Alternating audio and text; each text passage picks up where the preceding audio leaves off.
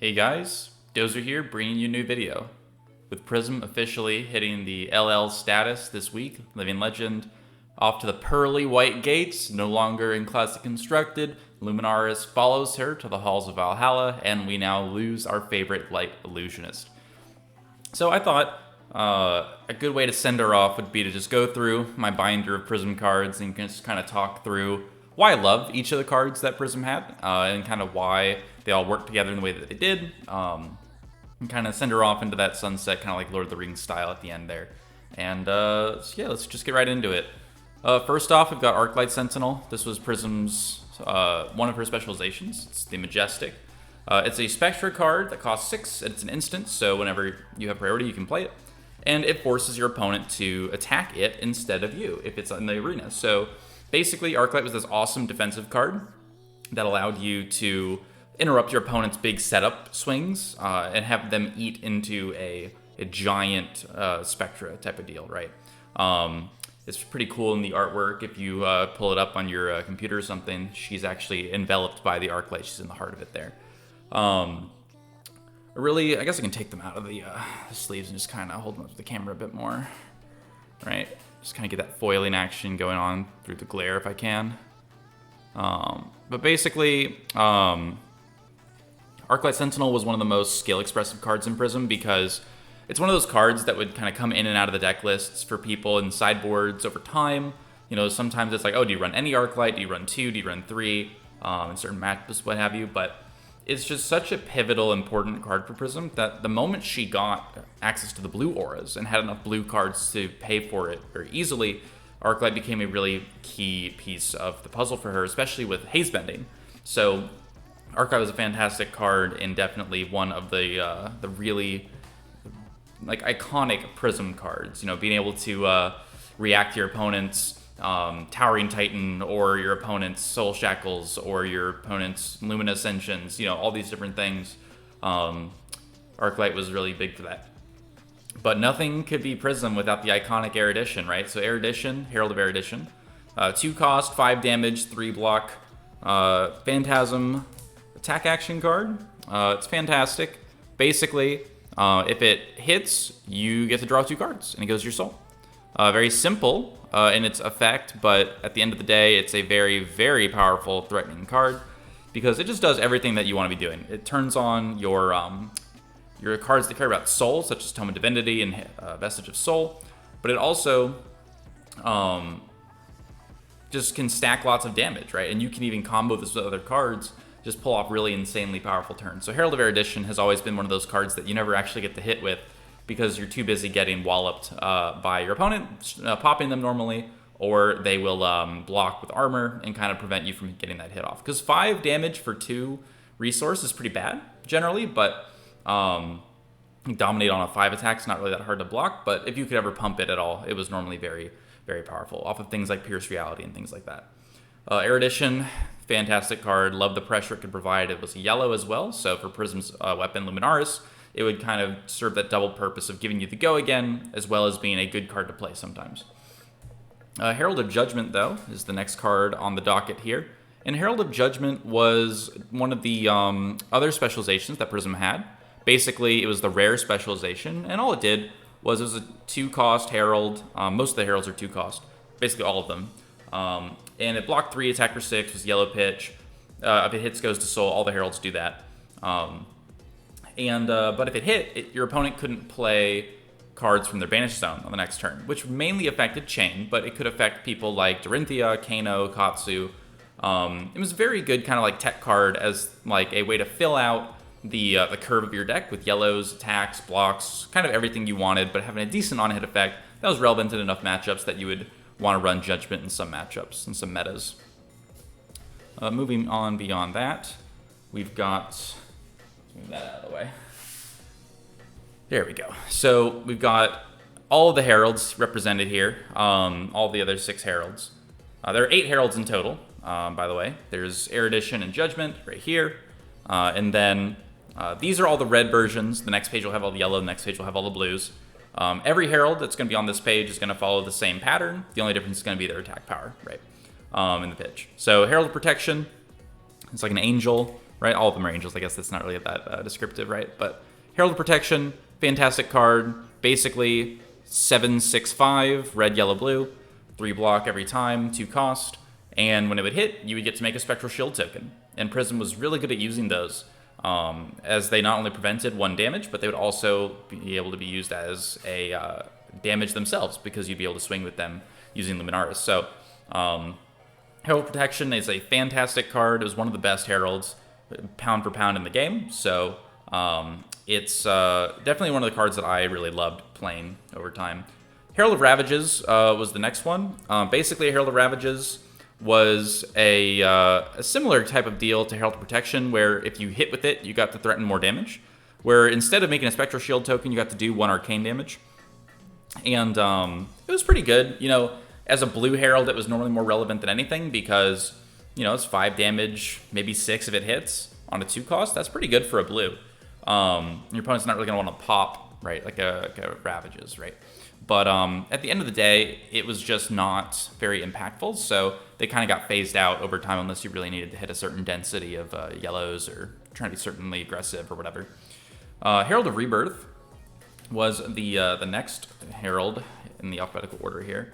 And this one was one of my favorite cards. Basically, if it hits, you get to put a card with Phantasm from your graveyard on top of your deck.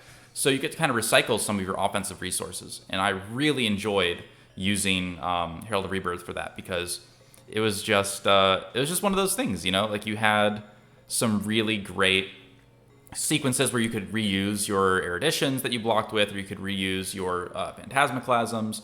You could reuse, you know, a whole bunch of cards. Like Mirage Metamorph, you could put a blue on top of your deck. It was very flexible, and I really enjoyed the planning that went into using this card, where it didn't give you the immediate benefit that a lot of cards do, but it helped you set up future benefit. So I really enjoyed Herald of Rebirth.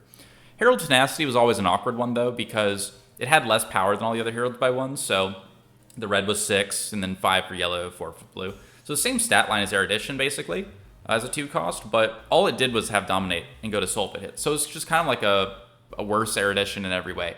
So it didn't really find its way into a lot of lists, and because it just, you know, the damage wasn't high enough for the Dominate to be worth it. You couldn't really stick any important on-hit effects onto it, and the Phantasm was a big enough drawback that it wasn't just like a free way to turn on Soul or anything like that. So Tenacity, it's all right. The artwork was never my favorite either, funny enough. But it's a decent card. But it goes off to the Pearly Gates as well. Herald of Triumph, though, this is definitely one of the iconic cards for Prism.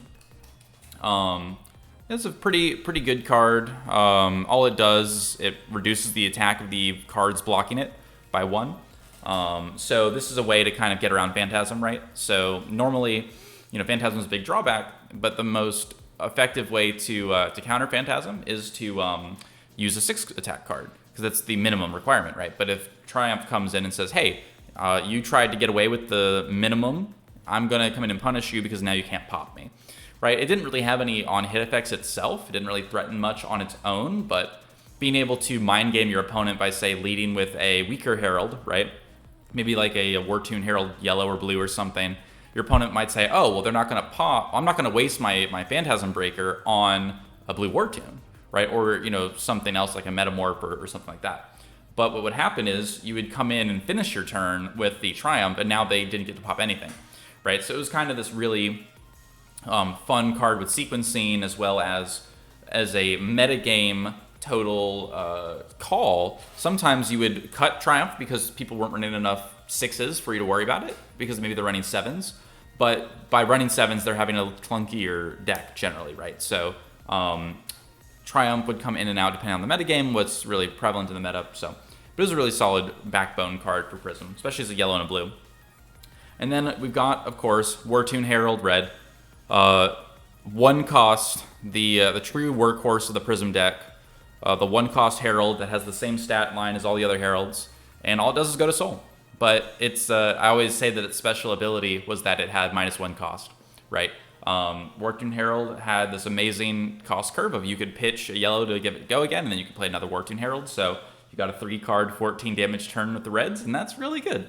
But most of the time, you kind of just used it with like Tunic Resource to try and get an extra attack off in the turn, maybe You would try and feel out the turn by throwing out like a blue War Tune, and it's just 5 damage, right? And then if your opponent pops it, you can pay for your footsteps immediately and do what your turn is otherwise. And sometimes you would,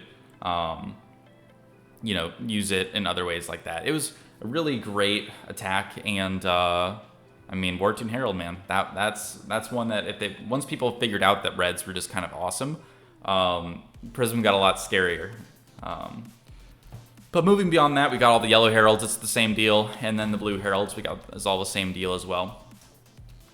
Beyond there, we've got the auras, at least the rest of them, it seems, the originals. So we've got Merciful Retribution, Ode to Wrath, Parable of Humility, Genesis here, and and my face is covering the Vestige of Soul here. We can just kind of scoot this over. There you go.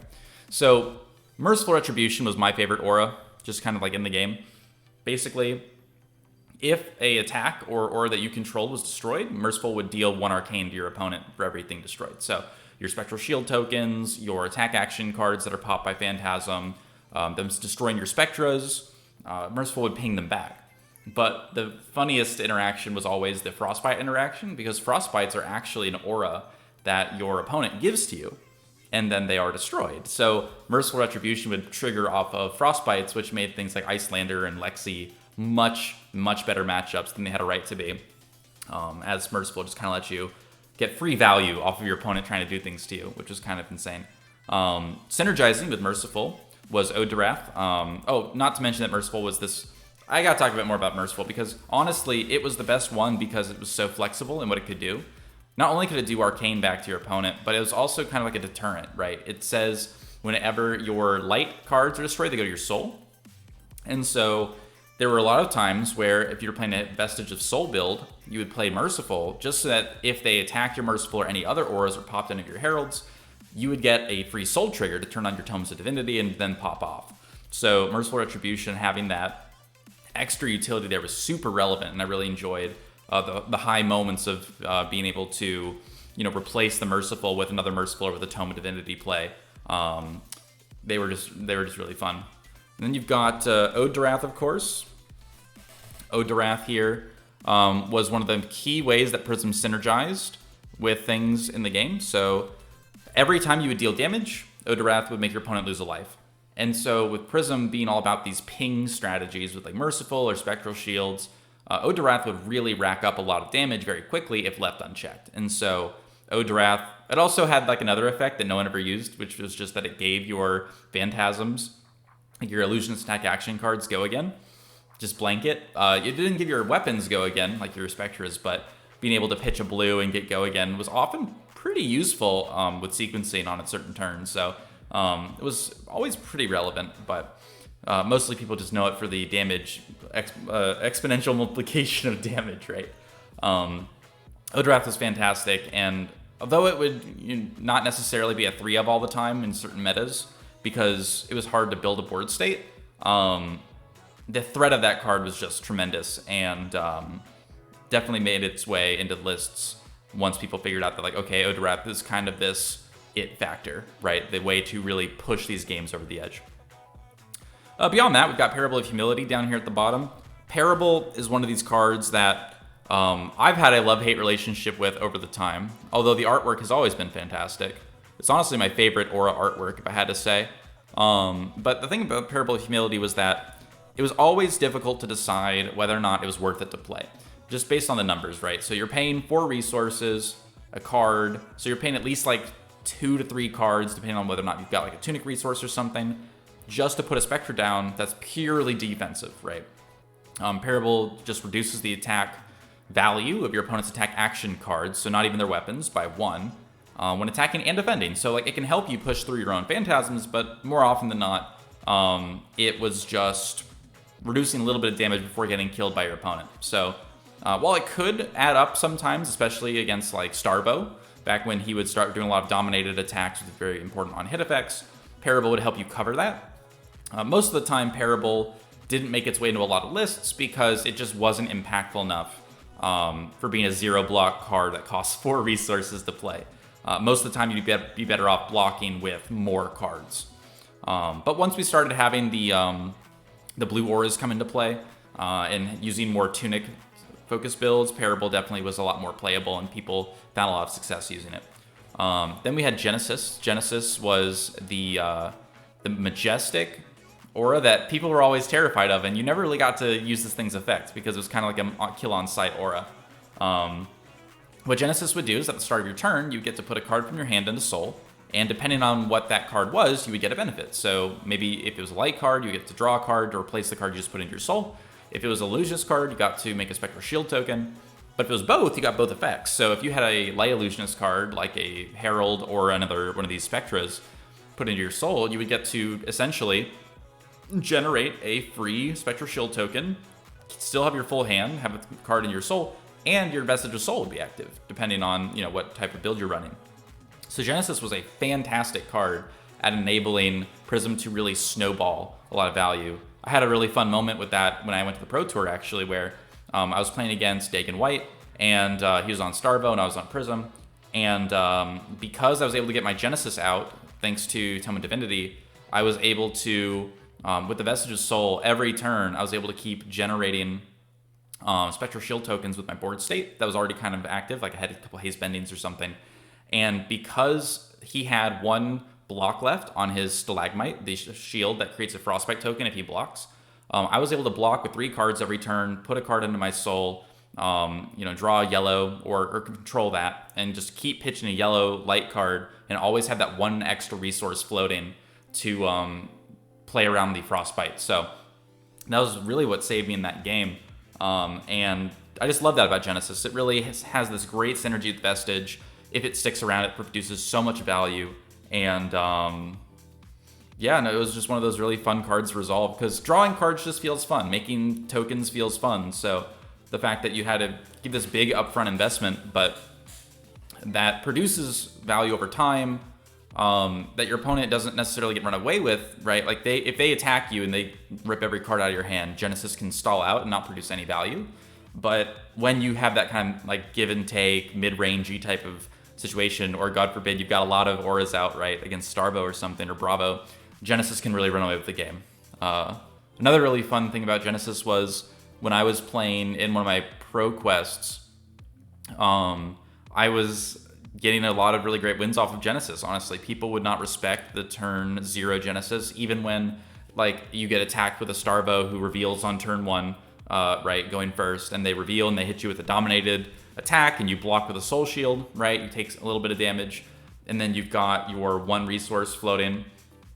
You got 2 cards in hand. Your opponent says, okay, I'm gonna come with the Frost Hammer, and then you say to yourself, like, okay, I'm gonna take the Frost Hammer a hit, right? And then they go to their end step, and you're like, wait, I got priority, and then you drop your Genesis thanks to the Vestige of Soul, giving you that extra resource, right? So you pitch a light blue card, gives you 4 resources, plus the 1 that you had floating from the Soul Shield.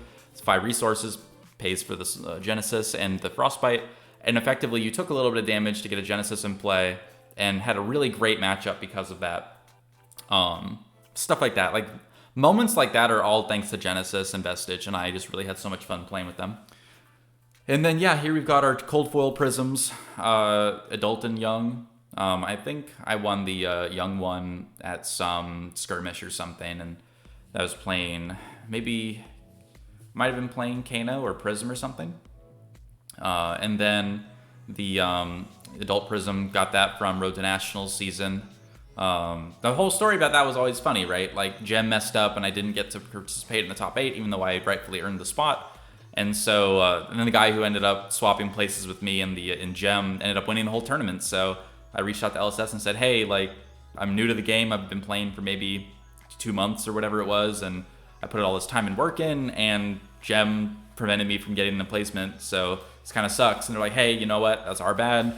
We're going to make sure you get the Prism that you were working to compete for. And I took this Prism all over the world, right? Like I didn't get to take it to France or anything like that, or New Zealand, but I've taken it to the Calling Las Vegas. I've taken it to the first US Nationals in Orlando. I took it to the first Pro Tour ever in New Jersey. So every tournament that I've gone to, basically after those, my one Road to Nationals I was able to do, I've had this Prism along for the ride. So, LSS really did right by me, and I hope that I've kind of lived up to that gesture by performing with Prism and kind of taking her on like a wild ride, right? Luminaris, of course, the signature weapon for Prism. It's going to rotate with her as well, so even if we get another Light Illusionist in the future, Luminaris will be gone in the realm of Living Legend. Very powerful weapon, one might say, right? Like it's it gives all your stuff go again when you have a yellow in your pitch, like all your illusionist stuff, weapons, attacks, everything. And it lets you ping with all of your auras for 1 damage. So it was a very fun weapon, obviously. Like being able to have go again all the time is super fun. It's a cool deck building problem as well, because you had to manage having enough yellows in your deck to get the benefit while also having enough attacks to benefit from it as well. So it produced a really interesting deck building situation that even though Luminaris was very powerful and probably prevented design for other illusionists in the future, it was really, really interesting when we had it, and I will definitely be keeping it around for when Living Legend format comes out, because just being able to interlace all these various mechanics together was just so rich and so rewarding that I just really loved the play style that Prism had with Luminaris. Moving beyond that, we've got the core equipments here. For the original builds of Prism, we had the Vestige of Soul, which is a chess piece that whenever a card goes into your soul, you get to pitch an extra whenever you pitch a light card, you get an extra resource. And this type of card was like a really big, bombastic combo type card. Find-All Spring Tunic was always considered, but Vestige of Soul combined with other effects like Merciful or Genesis or Tome of Divinity made people really gravitate towards those. And I always liked Vestige because of the high points being so high that you could make it work even during Starbo meta. I took the Vestige to Pro Tour actually, and I ended up doing really well, right? Like I didn't win or anything, but I made top 100 of the Pro Tour with Vestige. And like the whole mentality was that when you're up against these aggressive decks like Chain and things like that, you really wanted to be, and even Prism, right? You wanted to be able to get as much benefit from them not blocking you as possible, and Vestige really allowed you to do that. It turned out that having the more reliable Spring Tunic resources would have probably been more helpful against Starbo. Because when I was at the Pro Tour, I only lost to Starbo. It is what it is. He's gone for a reason, right? But yeah, Vestige was really fun and really had some more interesting deck building situations, because you'd have to think to yourself like, okay, am I going to have enough cards to benefit from the Vestige, and what does that look like, right? Back in the day, it used to be more of a, I'm going to try and benefit off of the blues, right, light blues, so I can pitch 4 resources, play a whole Spectra, or maybe play a Tome of Divinity or something for 1 pitch, right, 1 card to pitch. But what ended up happening was that I started looking at it more of a, whenever you have a Herald go to your soul, you now get a free Spectral Shield, right? Because the Herald that's in your soul, you can pitch a card, have the extra resources, and turn that into a just a free 1 damage heal and 1 damage to your opponent. And if you think about it that way, having a chess piece that says, if you hit this turn, heal 1, deal 1, is pretty good. So I really enjoyed Vestige of Soul for that reason. Phantasmal Footsteps. One of the best pieces of equipment that you could ask for. It kind of mitigates your weakness with Phantasm, where it gives you an out, right? So Dromai can't really use this as well because it doesn't work on her dragons, but when you attack an attack action card, if it's destroyed by Phantasm, you get to pay a resource and get your action point back once per turn. So Footsteps is very useful at being able to pressure a long turn, even with multiple Phantasms in your hand. And also you can pay 1 resource to block with it on your turn and give it 1 defense for the turn. So it was kind of like the first version of the Rampart of the Ram's Head, in that it was a reusable blocking piece of equipment that you had to pay for, unlike the Valiant Dynamo.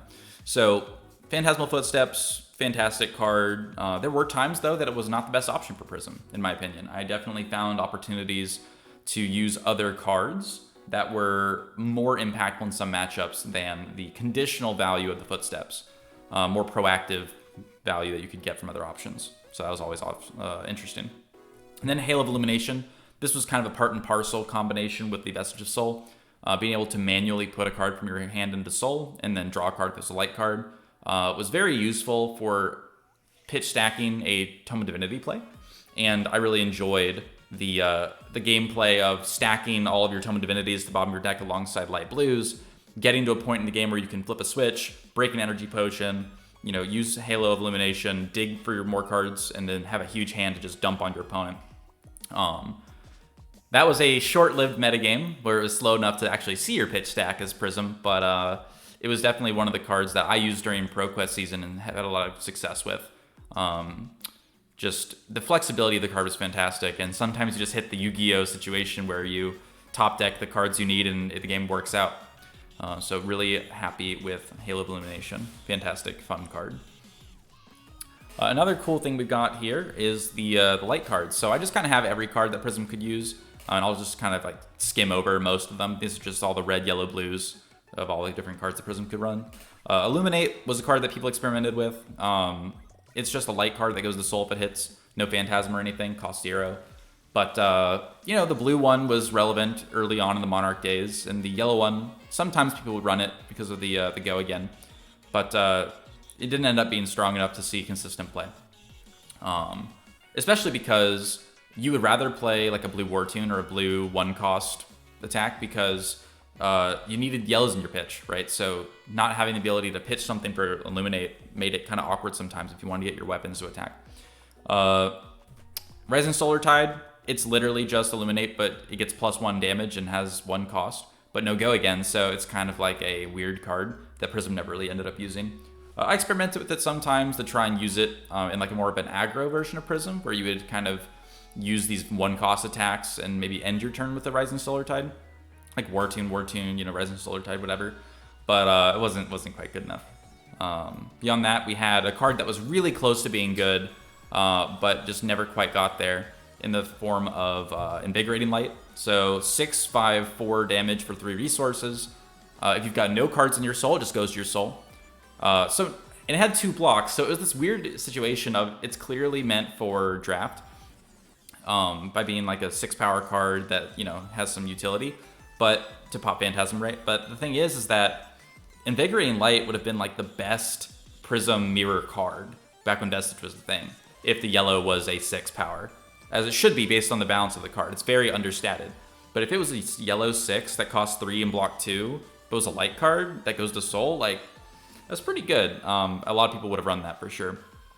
But I did, actually, the very first video on my channel was a deck that used 9 Invigorating Lights, because at the time I thought, oh, well, if you can Invigorating Light every turn and try and like drop a like a Spectra, you know, that'd be pretty decent. But I didn't really consider the fact that it costs 3 resources, so if you had enough blues in your deck, you could just play them anyway. So I kind of learned a lot since then, you could say. And then we can't go any further without talking about my favorite card in the game, Glisten. You know, red, yellow, blue. You know, it gives 4, 3, 2, +1 damage tokens onto a weapon you control.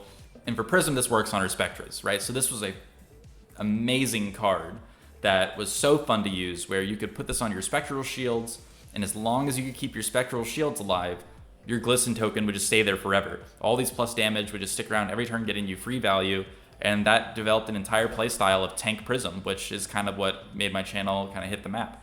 And I even have a video from me at Nationals using Glisten against a Bravo and just kind of keeping that shield around for turn after turn after turn and generating so much free value. You could even use it on other Spectras, right? So if you spread out the tokens on multiple Spectras, it kind of gave you the same effect as Shimmers of Silver. And everyone knows from playing against that card how good Shimmers is. So this card was very, very fun to use and underrated in my opinion. It definitely had its weaknesses and was very matchup specific, but I remember I had a really great game against Kale McCreath. No, not Kale, sorry. I've never played against that guy. The other Bravo player, Rob Siegel, in the very first calling in Las Vegas. It was the last round of day 1, and I was 5-1 going into the last round of 7 rounds. And Rob and I were playing, and you know, he's on Bravo, I'm on Prism. This was way before the blue Spectras were a thing. This was during Monarch meta. And back then, Bravo was a much harder matchup. I mean, it was not as free as people, well, as it became, right? It was still very favored for Prism generally, but Rob pushed me to my absolute brink in that matchup, And I just remember I had a Glisten token towards the end of the game. It was kind of accruing me enough value to where I was keeping cards out of his hand. And eventually I was able to win the game thanks to pitch stacking yellow prismatic shields and drawing into them off of a Tome of Divinity that wasn't even with cards going into Soul, I think. I don't even remember, but like my Vestige was dead, my Footsteps were dead. It was like a Hail Mary play and barely was able to win it. You can check out my Vegas recap if you want to hear about that game more. But Glisten was instrumental in that, and it was just a really memorable, awesome game. So shout out to Rob. But then we got some more light cards. We got Blinding Beam here, and Blinding Beam was always a card that was so close to being playable. It just always costs too many resources because it's an instant that costs 1 that reduces a card's attack by 3, 2, and 1 depending on the color. So the awkward thing was you're just sitting there thinking to yourself, okay, I could have just blocked with any card instead of having this clunk up my hand. And if you're up against a Shadow Hero, yeah, it costs 0, but outside of a draft, it never really mattered. Although I did have some fun moments with this and Blitz. Blinding Beam and Blitz is pretty funny against things like Brute and things. The cool thing, though, is that if it was a 0 cost, it would have been very playable. Honestly, it would have been really great. It's like a yellow and blue pitch to kind of like leave an arsenal and just kind of use defensively if you need to like move it, or you could save it for a pivotal time to like break a Phantasm breaker, right? And get your attack through. But alas, never quite got there. Maybe in a future set, maybe another hero will be able to use this better. Then we got Seek Enlightenment. This card was never really used in Prism. It's a 3/2/1 attack buff for 1 resource that also makes the card go to your soul if it hits. It was never super useful because all of Prism's attacks already go to soul. So, and you didn't want to stack damage onto her attacks because they had Phantasm. So definitely more of a draft card, but I definitely want to make sure I had my copies in case it was it had some synergy with Everfest and Uprising and things like that. And now we get to really the fun page, right? So Tome of Divinity is one of my favorite cards that Prism's ever used. I stuck with Vestige for so long because the power of this card and the high moments of this card were so fantastic that I just couldn't bring myself to stop playing with it. So Tome of Divinity just is an instant that costs 4, and it says that if you play it, you draw 2 cards. But if a card has gone into your soul this turn, you draw 3 cards. So generally, if you could pay for this with a blue pitch that was a light card with Vestige, and then you play Tome of Divinity, you would use 2 cards, and then you get 3 cards. So you net a total extra card of resources there. And that was just so powerful, especially when you strung them together, right? Like you could easily pitch the yellow card of the Tome and get it to the bottom of your deck, and then play it in the late game, play another one, and then you would have like an 8-card hand and just be able to go completely off. It was kind of insane. It took a lot of setup though, and it was very hard to, save those resources for the end game by stacking them and getting to that point. But when you did, it was really worth it. Really enjoyed Tome of Divinity. Then we also had Soul Shield. Soul Shield is like amazing. This card is one of the best cards in the game, honestly. It's a 2-cost defense reaction. That's yellow, blocks for 6. At the end of the combat chain, it goes to your soul. It does everything you want. It gives you fodder for your hero power to turn on all your weapons with a single yellow card. It gives you a yellow card to pitch and save for late game. It gave you a way to use your footsteps to, like by pitching a blue, to use this card and then use all of your resources effectively. It helped you play around dominated stuff, helped you play around attack reactions. It did everything for you. Soul Shield was a huge staple in Prism, and just fantastic card. Love Soul Shield. And then Celestial Cataclysm was always an interesting card. For a long time, it was a mandatory card for Prism because it was a 7-power non-Phantasm. So effectively, you could block, in the mirror, you could block Phantasms with this and destroy them with the Phantasm trigger. And it costs 0, but the true cost of play is that you had to banish 3 cards from your soul. And that's a hefty price. I mean, Prism would much rather use that soul to make Spectral Shields. But Cataclysm was just a really great way as a yellow card that blocks 3, that was good in the mirror to fill out the deck space. But over time, I kind of got sour on the card. I felt like there were other better options to run,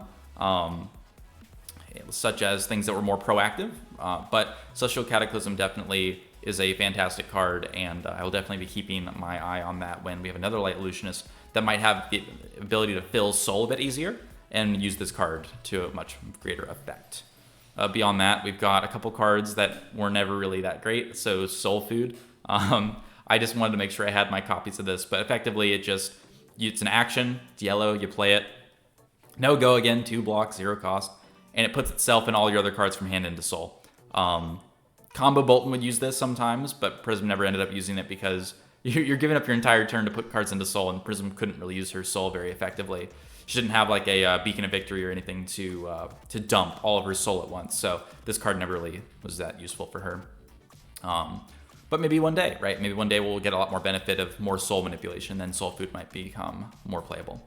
Dreamweavers, fantastic card. For a long time, it was one of the best things that Prism could use, because having a piece of equipment that lets you force through Phantasm by removing it from your attacks was super useful at closing out games. But in the end, people figured out that, like, okay, well, I'd rather just survive to the end game and then attack with my auras. So they phased out using Dreamweavers for more defensive options like Null Rune Gloves or Iron Hides. Sometimes even Goliath Gauntlet if you want to be more aggressive. Especially once we got more options to remove Phantasm, things like Passing Mirage. The need for Dreamweavers kind of evaporated at that point. Then we have the Grand Library of Solana, or the Great Library. And Library is a Fabled. It's beautiful, beautiful, beautiful card. I waited a long time to get my copy, and you might even hear that I, back in the day, would have said I would never purchase this card. And the reason I ended up going for it was just that I wanted to have everything for Prism, even if I never played it. I never took the Great Library into a competitive tournament. Testing, it was always underwhelming, and I have a whole video on my channel about why the Great Library Solana is definitely not a card that you need to own or even use as Prism. But just for me, I kind of wanted just to have it as a collector thing. But it was really cool, right? Like, you would give an opponent the ability to use the effect of it as well, where if either of you put 2 yellow pitches in your pitch zone, at the end of your turn, you would draw an extra card. And it cost you 2 resources to play this. It didn't have go again. It was an action. It didn't block. It didn't pitch. So it had all these downsides, but when you got chugging with a library on the board, you had so many resources, and it's such a big power moment. It just feels awesome. I remember in, I believe it was one of the first rounds in Orlando in the national championship. I played against a Prism who played a library against me, and I was under the gun for most of the match. But eventually, I was able to use his own library against him and come back with the win. So that was a pretty fun experience. Then we got Crown of Reflection over here is one of the cards out of Everfest for Illusionist. It has Arcane Barrier on it, and you can destroy it to put a. You can destroy it to, as an instant, put a aura that costs, some amount from your hand into play by destroying an aura that costs more than it. So like, or equal to, right? So if you destroyed a token aura, you could put a blue 0 cost aura from your hand into play. Or if you destroy like an Arclight, you could put anything from your hand into play that was an aura. So Crown of Reflection, very interesting card. It would have been so much better if you could use it on either player's turn, kind of like in response to them trying to destroy your Spectras to kind of like dodge the effect. But we didn't quite get that, so, which understandably so. That would have been insane. But Crown of Reflection is was always kind of a dodgy card. You never really wanted to use it because you were giving up something like a Skull Cap or giving up something more generally applicable for just one slot that was just kind of like Null Rune with a little bit of an upside sometimes. But it was definitely an interesting card to come out and theorize about when we got it. Phantasmaclasm is one of the cards that I really loved using, fell out of love with, and then was kind of convinced to go back to by some of my friends. Shout out to Patrick Weiss. But basically, the Phantasmaclasm... Oh, and shout out to Ian, by the way. Ian Zhang, I believe his name is. Who actually was doing really well on the Pro Tour and everything, so congrats to him. Phantasmaclasm is a 9-power Phantasm attack that costs 3 to play. It's a red card. That's a lot of damage, right? But its effect was always really interesting to me. It was that you can look at your opponent's hand, and you choose a card, and that card goes to the bottom of their deck, and then they draw a card. So effectively forcibly sinks your opponent for 1. And it was a fantastic card for a long time. But there were matchups where you would run this and your opponent would have enough breakers in their deck that if you ran this, you were more likely to give them a breaker than to remove one. It felt like a lot of times. So and the 3 cost was pretty prohibitive, but I really enjoyed using it. And if it was optional, it'd be probably the best card in the game. You know, to say, hey, you got a bad hand, keep it. There's also a fun interaction where if they had an empty hand when this resolves, like let's say they played an Arclight, they actually get to draw a card without losing anything. So that was pretty funny too. But I was never a huge fan of the card as the game developed, but during Monarch meta, it was definitely one of the best options that you had. Beyond that, we had the Monarch Illusionist cards. So these kind of came in and out of favor depending on what options were available, but Spears of Surreality, for anybody who plays Dromai, is basically just a, I believe it's the Dunebreaker Sendoff stat line, and then the Chimera over here, the Enigma Chimera, is more of a Ember Moss Sendoff stat line. They just don't give Ash, right? But it's the same effective stat line. You know, this one's got Go again, and this one's just a big beat stick for 2 cost. And honestly, Enigma Chimera became one of my preferred cards during the tail end of Prism's lifespan, right? Kind of like the Twilight era, where you had the red ones and the yellow ones as these 2 cost raw damage power attacks that synergize really well with your other cards. So I actually replaced Celestial Cataclysms in my list for Chimera, so you could have a yellow 7 damage unconditional 2 cost 3 block in your deck. That ended up being more useful than Cataclysm a lot of the time, because being able to pressure your opponent ended up being better than popping their Phantasm, or trying to pop their Phantasm, especially if they had cards that prevented you from doing so, like Parables on the board or Passing Mirages, things like that. And the red Chimera was just fantastic. You could combo it with a card we'll see shortly. That would let you do a 3-card play that did 16 damage, and that was insane. So it definitely came in and out between that and Phantasmaclasm. I often preferred Chimera for the flexibility and the like higher risk, but as far as, you know, maybe they have a breaker, maybe they don't, but Chimera would definitely be like a way that you could help race when you're getting that really good damage rate. Moving on, we've got the last of the Monarch Illusionist cards with Phantasmify and Prismatic Shield. Phantasmify is interesting. It's like Veiled Intentions, where if you play it, it's a non-attack action. Your next attack action card becomes Illusionist and gains 5/4/3 power based on the color, and it costs 1 to play. And the card gains Phantasm as well, so you literally turn an attack into a Phantasm attack and give it a big damage buff. But the awkward thing was just that giving your like generic cards Phantasm was never super useful. It was always too big of a cost generally to do that. There weren't very many useful generic cards to buff anyway for a long time. Maybe it's changed by the time you watch this video, but Phantasmify was always very interesting because if you use it on your heralds, they already had Phantasm, so it didn't really matter that you were just giving them 1/5 buff. That was pretty good, but a lot of the times it would just be better to play a Spears of Surreality because it's the same cost for the same damage, but it works on its own, whereas you needed a target for Phantasmify. And Prism didn't really have a lot of attacks that really cared about getting big. Like Erudition was nice, but Phantasmify and CC was never really that useful. Prismatic Shield, though, this was a darling card for me. The reds and yellows were always things that I strove to use in my Tank Prism build because that was what the whole deck was based around, right? Making as many Spectral Shields as possible and protecting them. And so the red Prismatic Shields were obvious inclusions at the time, but the yellows were really where I saw an opportunity to get some value. And like I told you earlier, the yellows really kind of came in at the end of a game for me, from me pitching them, to pitch stack them and then close out a game with them. So really enjoyed using those to their maximum effect back at that time. And the blues were always bad, right? The blues had no real relevance. Making 1 Spectral Shield for 3 resources is just not worth it. But 2 was normally generally all right in the end game scenario when you wanted to just build a board and try and close out the game. And now we've got the Everfest cards. This was really where Prism went from good to amazing. Fractal Replication is one of my favorite cards in the game. It lets you copy all the stats and effects of all the illusionist attacks on the chain, yours and your opponent's, to just do some really disgusting things. In the mirror, it's disgusting, which is funny because there's mirrors in the artwork, right?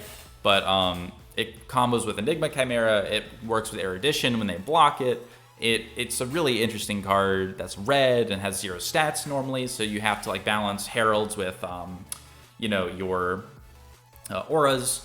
Very fun deck building situation, and it found its way into all my deck lists at a certain point because it was just such a impactful card that really rewarded you for moving away from certain elements of Prism and emphasizing things like the Enigma Chimeras, the Phantasmaclasms, the Eruditions, and really going aggressive into certain matchups.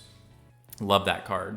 And then everyone knows, or should know, the power of Mirage Metamorph. This card was basically Prism getting access to another copy of Wartune Herald red. This card, 1 for 7. If you pitched a yellow, it had go again, so you basically always had go again. 1 for 7, 3 block, that if it was destroyed, if the Phantasm was triggered, you got to copy an aura that you controlled and just get another copy of it for free. That was insane. Being able to copy Spectral Shield tokens at worst case, or you could and you could play the card in response to the Phantasm triggers. So, like, let's say you had no auras on the board, but you attacked with them Mirage Metamorph. Your opponent pops Metamorph. You just instant in a Genesis. Now you got 2 Genesis. That's insane. So Metamorph was one of those cards that people just never broke unless they knew that they could afford to do so, because it was just so threatening that if you gave them a double Arclight or a double Genesis or a double Merciful, double Haze, whatever, it was just really, really backbreaking. So fantastic card. We also have Shimmers of Silver. This was one of the better auras that Prism had because over time, it would just generate value. So it had the benefit of Glisten, where once per turn, you could, whenever you attacked with an aura weapon, that aura weapon would get 1+1 attack counter permanently. And Shimmers of Silver was just fantastic. It had Spectra, it was 0 cost, blue, 2 block. It just worked into everything. It was a fantastic card. And sometimes it would take some time to get value out of, but generally it was just a really bomb of a card. And in fact, if you look at the match that LL to Prism, you'll see that Shimmers of Silver produced a ton of value in the calling of Lille, France in the finals. So be sure to keep a watch out for that. Haze Bending was another 0 cost 2 block blue aura. All these share that stat line. Spectra, and whenever a non-token aura you controlled would be destroyed, you get a Spectral Shield token. And Haze Bending really is probably the most powerful aura that ever existed. The fact that if your opponent tries to remove it, you get a Spectral Shield. The fact that whenever your opponent tries to set up a big turn, you play Arclight. Haze Bending says, okay, well now your Arclight is the target, and you get a free Spectral Shield token. And now you got room to play more Spectres, right? Like, it really helped you keep your board state stickier and really synergize with like a Merciful Retribution, and just give you that longevity, especially into Starvo, where, you know, it's a Spectra that replaces itself with a Spectral Shield no matter what happens. So worst case scenario, if your opponent attacks it, you're getting yourself whatever their attack was +1 life and 1 damage to your opponent. So against Starvo is a minimum 6 value card, which is insane. That's so insane. Haze Bending is crazy. Passing Mirage and Pierce Reality are super interesting as well. Passing Mirage removes Phantasm, and Pierce Reality gives +2 attack to your first Illusionist card you play each turn. And Passing Mirage is interesting because it also works on non-attack actions. So you could remove Phantasm from a Dragon and Dromite, for instance. But yeah, they were slower, right? They don't have go again, so you'd have to play them at the end of your turn and not get to use their benefit immediately. But I found ways around that and really enjoyed using it. Especially when you had all the blue auras, there would be a lot of turns where you just can't use them all. So you didn't have enough action points, but with the tech that I brought to my ProQuests and such things, it really made a big difference. And we can get to that in a minute, but love these cards. When you start stacking your auras, they're really threatening. And in fact, my very first build of Prism out of Everfest was just using all the blue auras and kind of cutting a lot of the yellow auras to make room for just a game plan of, you know, play a 1-cost, you know, attack with go again, like a Herald, and then swing with all your auras in the middle and then drop an aura at the end of your turn. And then arsenal some stuff. It had a very good pattern to it, but ended up being not the way you wanted to go about things necessarily, but something similar to that is what we ended up on with like the Tunic and I'll run all the blue auras and stuff. Then we move on to the other Everfest Illusionist cards that you'll have not seen play because they're not that great, right? So Coalescence Mirage, beautiful artwork. Unfortunately, the effect is pretty underwhelming. So Coalescence Mirage is a attack action, has the same stat line as your normal heralds. The only difference is that if it's destroyed, you get to put a blue aura from your hand into play. That is a aura that costs 0 from your hand into play. And that's kind of awkward, right? Because if you're attacking with this and your opponent doesn't care, they're just not going to pop it, right? If you don't have Go Again on it, say like you don't have Luminaris, then it's not really going to provide a lot of value for you. So unless you're playing like a Go Tall Illusionist that really makes your opponent want to pop your cards, unless you got some blue auras that are really hard to play for some reason, Coalescence Mirage just was never quite made the cut for me. I just always felt that the Heralds were better because they went to Soul and things like that. But there were some times where you consider running Coalescence to synergize with Fractal, Replication, and things like that. And then we have Phantasmal Haze. This card is kind of vexing to me because basically it if you pop it, you get 1 Spectral Shield. And your opponent has to pop it, right? And otherwise it costs 3 to play and does 8 damage, Phantasm. So it's an Enigma Chimera that costs 1 extra, which is bad because 2 is kind of like the sweet spot for Prism because of yellows, right? But then if they pop it, you get 1 Spectral Shield. So super awkward, right? If it was a 2 cost, it would even be more justifiable because like if you attacked the blue, you know, and you have 1 floating resource, you can use your footsteps to attack the Spectral Shield, whatever, but you couldn't do that with this. And so I always thought that if this had a bigger upside, maybe like it makes 2 Spectral Shields, or maybe it makes 3 Spectral Shields if it's popped, that would be more in line with the, oh, don't pop this type of deal. Like even if it said it was 7-6-3, it's not 7-6-3, but 7-6-5, red, yellow, blue, make 3 Spectral Shields if it's popped, that would be interesting, right? Because it's basically just a Raging Onslaught, but if your opponent like needs to block it, or like let's say they're playing Brute, they can't really block it effectively because they can't afford to trigger the Phantasm Ball because all their attacks are 6s, right? I think that would have been a lot more interesting, but we got what we got. Beyond that, we've got the last card from Everfest for Illusionist, the Veiled Intentions card. It's basically just Phantasmify, but you trade 1 damage of attack power for the ability to give the card that you're buffing if this is destroyed, draw a card, which sounds kind of nice, but when you think about it, you're giving up 2 cards to draw 1 card back, so you're not doing any damage. So it wasn't quite good enough. Like if you drew 2 cards, that would be way more compelling, but I think LSS was very it's interesting because they gave Metamorph, this like Mirage and Metamorph, this amazing on pop effect, and then they gave every other one like these really bad pop effects. So no one used those, and everyone used Metamorph, and it's interesting. I think that they could have been a bit more aggressive on these effects. I think that there's a lot of interesting room for more impactful on destruction effects to really make that a choice for the opponent. And then we've got all of our foil Spectral Shields here. I needed to make sure I was kitted out with those because I just love making a whole bunch of shields and swinging them all in. You can see that me use them in the Nationals video I have recorded from the featured match that I played on my YouTube channel. Beyond that, we've got a bunch of more generic cards. So Sink Below, red and yellow, were core to the Tank Prism game plan. Being able to sculpt your hand with all your 0 blocks away or dig for a yellow card was just so important. Love using Sink Below. It was such a fun card to use. Arcane Barrier obviously was useful at times, but I really only ever used the gloves. And then Enchanting Melody was actually a very interesting card that I tested in that original version of the Everfest Prism, where it was an aura, so it would work with Metamorph, it would work with Merciful, things like that. And when you played your blue auras, it would keep these alive. So it kind of helped insulate you from damage against things like Starbow. The only problem was that it was abysmal versus Viserai in Prism. Like, this card just gets obliterated by all those pings, so it really wasn't viable to run outside during the Starbow meta, but it is what it is. Super interesting card, though. Really love Enchanting Melody as a card. Ironhide Gauntlet was definitely a key reason that Prism was able to stick around. Just being able to block use those extra resources from like a soul shield or something to cover most of a Oakenold or something was just so valuable.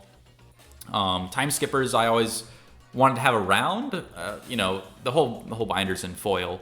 This is why I kind of just got some random cards in here. But time skippers was interesting, but never really was very useful because Mage Master Boots was what you wanted, right? Mage Master Boots was my tech. It was so underrated in my opinion. You know, you would have this deck of all these blue auras that don't have go again. They're actions. And you would have so many times where you couldn't play out your hand or have a good turn.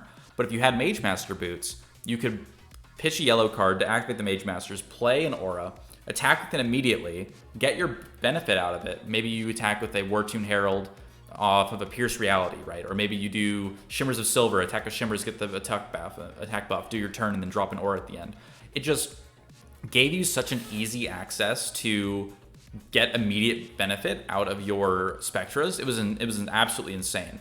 I can't tell you how many games I've won off the back of being able to double or even triple aura during a turn, because if you got like a blue aura in arsenal, a blue and a yellow in hand aura, and then you've got like a blue and yellow in hand, right? You have 5 resources, which is just enough to break the Mage Master Boots, play your yellow aura, play your blue aura, and then play your other blue aura, right? Absolutely fantastic piece of equipment for Prism. And in a lot of matchups like Briar, Viserai, Rhinar, you know, you name it, I was running this card because Dorinthia, because you never really wanted to block with your footsteps into them anyway. If they were popping your Phantasms, you were kind of already losing. But being able to turbo out your auras really fast was just so powerful that I really moved towards using this card instead of footsteps in a lot of matchups. But yeah, that's Mage Master Boots. We also had some more D-Reacts, so Fate Foreseen, red and yellow was something that I used back in the Tank Prism days. Although it's not very useful for Prism because stacking the top of your deck wasn't super useful once you couldn't stack for your Tome of Divinities anymore.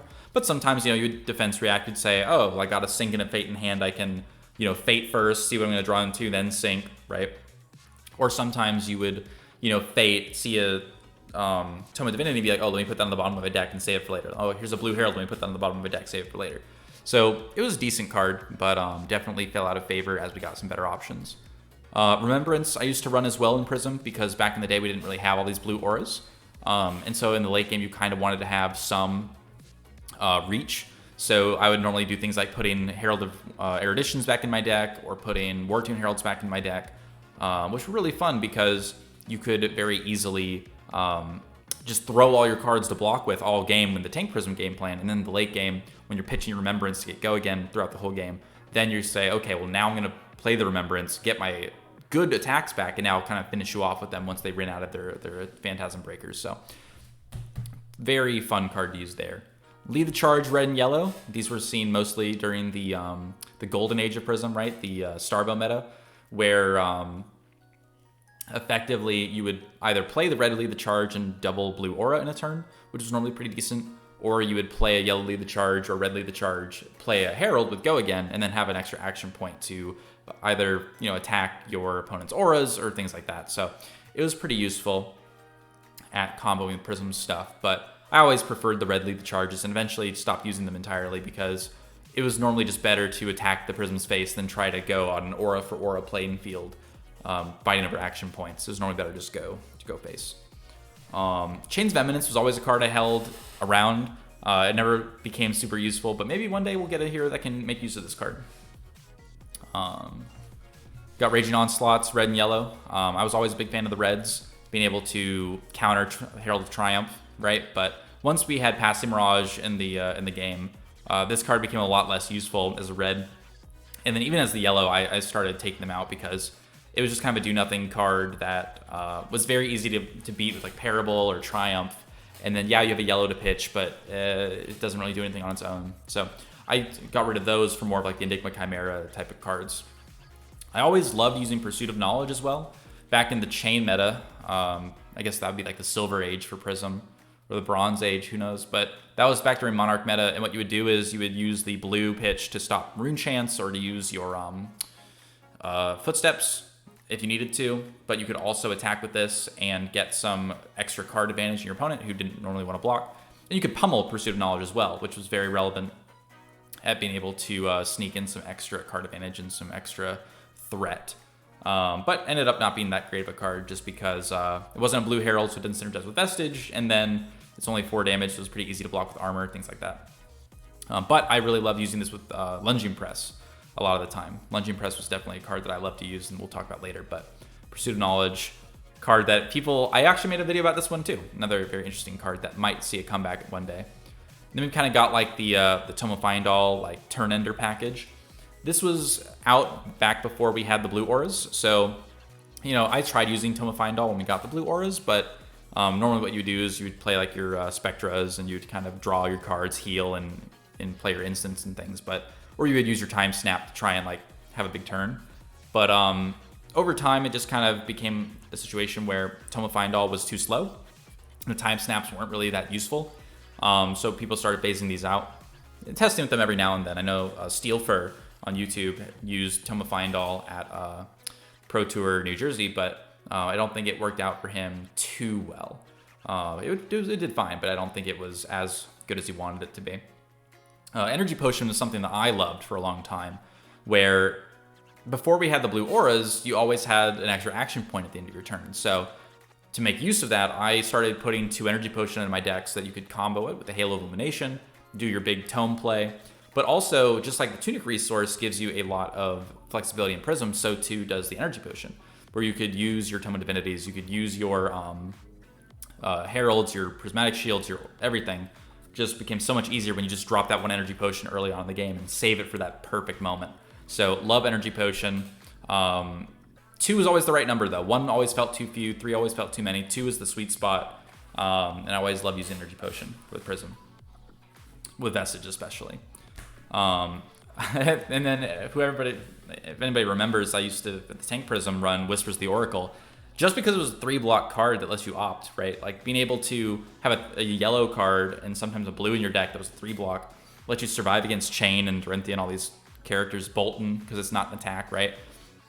And then if you ever got to your turn and you had this and you had it just kind of lying around, you could set up your next turn. So you could set up either your pitch stack better with the Tome of Divinities, or you could make sure that you didn't have a dead hand. Like maybe you wanted to not draw auras, you wanted to draw auras, you know, whatever the case may be. Yeah, that was a card I ran back in Las Vegas and did really well. I mean, it was a good call for that tournament, but over time it definitely fell out of favor. You were definitely better options than Whispers of the Oracle. And then Lunging Press was a card that I've loved ever since Las Vegas. I brought it back for my ProQuest season a little bit, but then I didn't end up bringing it to Pro Tour because... but I did post a video called The Best Prism Deck Ever, or The Strongest Prism Deck Ever, or whatever, and I made a big stink about how good Lunging Press was, and it definitely caused a discussion because it is really good. You know, like you attack with Erudition, they block with armor. You attack with Fractal Replication, they block with armor, and then you use Lunging Press, it hits anyway, you draw 2 cards, your Erudition's still on the chain, you can play another Fractal, whatever. It's a blue card, so if you attack with Erudition and they pop your Erudition, then you can pay using the Lunging Press with your Footsteps, have 2 floating, attack with another Herald. Very flexible card. And actually, Lunging Press was how I won my game in my very first and only Road to Nationals, where I had exact lethal thanks to the Lunging Press on a Phantasmaclasm. Shout out to Bryce. The fun thing about Lunging Press is just that it punishes good players, right? They're not necessarily expecting the 1 damage threshold on things like Erudition or the 1 damage threshold. It's like, oh, there's no way they've got 1 damage here to kill me. It's like, well, actually I do, and it costs 0. So blue card, flexible with pitch, flexible with footsteps and block and things like that. Love Lunging Press. Super cool card. Then we had the pummels. Generally, I only gravitated towards yellow and blue pummels. In Pro Tour, New Jersey, I ran blue pummel because instead of Pierce Reality, because being able to do the same thing with Lunging Press where you pitch to keep attacking was really relevant in a very Phantasm Breaker heavy meta. But also, all you really cared about was the discard. The attack value was never super relevant because if they were blocking you with, let's say, like a Carrion Husk, or maybe they were blocking you with 1 card plus some armor, all you cared about was getting over and knocking down that card out of their hand. So I hit a chain with Pro Tour, at the Pro Tour with the blue pummel on a Judgment, because I'm attacking him, for 6. He's got his Husk. He's like, okay, I'll block with Husk. There's no way you've got something. And I'm like, okay, here's Blue Pummel. He's like, you got me. You know, he discards a card, he can't play from Banished, and then I was able to snowball the game off of that. So Pummel's always been very interesting, but, you know, it comes in and out of favor depending on the metagame. Oh, by the way, shout out to Jack McAlfee, who used 1 yellow Pummel in his Pro Quest winning list. I believe it was Indiana or Indianapolis, where he just would always save it with Dreamweavers for the end of the game, actually, and kill people with it, with like a Erudition combo play. Then we've got the Unmovables. This was mainly for the Starbow meta. Although I used yellow Unmovable since Vegas because it was just a really good way to get your pitch as well as to counteract, you know, Bravo and similar Guardian, like even Dorinthia being able to counter the big attacks. Your sideboard was always really useful. And then Goliath Gauntlet was always a nice card. It was always a good aggressive option to use on your Erudition. You know, 7 dominates a lot harder to block than 5, so being able to use this aggressively on your Eruditions was always really good as an option in your sideboard. Never ended up using any of the amulets or talismans or things, but there's a fun thing you can do with the Talisman of Tides where you use it with your Phantasmaclasm, and it forces them to redraw, but they don't get to draw because the Talisman kicks in. So it kind of just turns Phantasmaclasm into delete a card from your opponent's hand, which is pretty cool, but never ended up being super relevant in Prism. What else we got in here? Right, we've got Rifting. So I actually thought about running Rifting back when the Everfest cards came out, because you would get, if you hit with it, right, you could get your blue auras into play as an instant. And it's a 6 attack, so it would work with like as a Phantasm Breaker and things. But regardless to say, Rifting was not a good card for Prism. It was not great. But it was something, you know, we do mad science on this channel, so it was fun to try it out. And then obviously we've got just kind of our miscellaneous cards in the back here. So thank you all for watching and sticking with me through my send-off for Prism here. It's been a wild ride. We've got, you know, just all these cards that have just kind of seen us through many a tournament, many a game online. Shout out to anybody I've played with on Discord or in Fab Online, whatever. It's been a really fantastic ride with Prism, and though I don't have as much time to play the game anymore, and I don't have as much desire now that Prism's rotated, and I have less burning passion for Icelander, Dromai, characters like that. You know, I'm very eager to see what happens in Dynasty. We just got our first reveal yesterday or earlier this morning, depending on where you are in the world. So it'll be interesting to see what happens in Dynasty, what new characters might be released, and what new card options there are. So maybe we'll see some interesting things for Icelander, Lexi, or Dromai. But either way, again, thanks for watching. Catch you guys in the next video. Peace.